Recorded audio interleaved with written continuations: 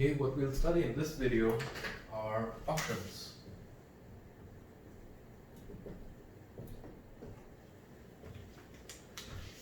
So typically the idea of an auction is that there will be some m number of players and they will each get a signal of what the product, the item that they're bidding for is worth. They will submit bids, and then based on the profile of bids submitted, somebody will win the auction, and based on the profile of bids submitted, there will be a payment made to the auctioneer or the seller. And we'll divide the set of auctions into four worlds for now. One division will be based off of whether we have private valuations or common valuations.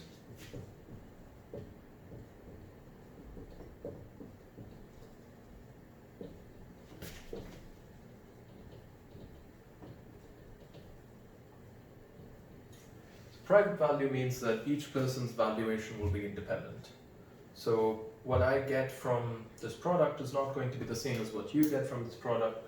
So think of something like a work of art, a bottle of wine, or let's say I have a football team and I want a particular type of player to balance my team, then the value of that particular player as he or she would fit into my team. Common value is when we each are getting some signal about the value of this product, but this product is of some worth, of correlated worth to each of us, right? So think of something like an investment. So let's say we're bidding for real estate, or we're bidding for an oil field. The oil field will have some reserves and its value will be based off of those reserves. Now each of us might get a private signal of what those reserves are worth. We may have conducted a test on the land to figure out how much oil that land holds. So we each may have a private signal, we each may have a different expected value at the moment, but the value is common.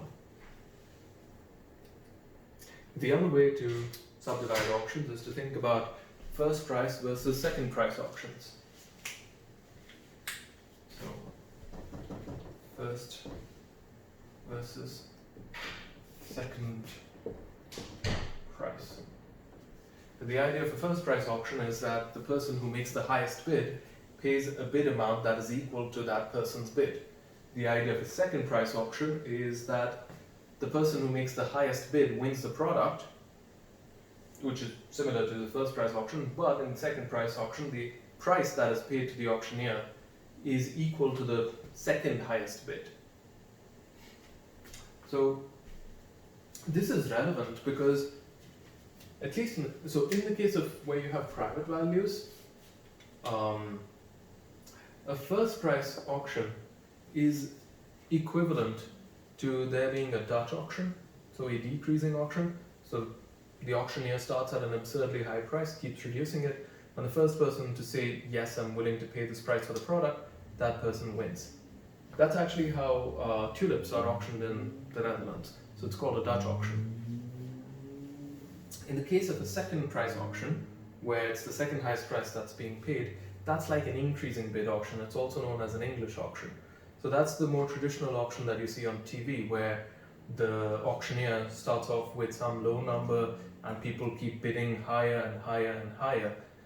In those cases, you only need to match the person, or slightly beat the person who has the second lowest valuation or is making the second lowest bid. You don't actually need to offer something that is much higher than the second lowest bid. So in terms of relation with the real world, a first price auction is related to a Dutch or a decreasing auction, and a second price auction models the case of an English or an increasing price auction. In the next video, we're going to further consider the case of a second price auction with private value, and we'll see how it's a weakly dominant strategy to actually bid exactly your valuation in that world. See you.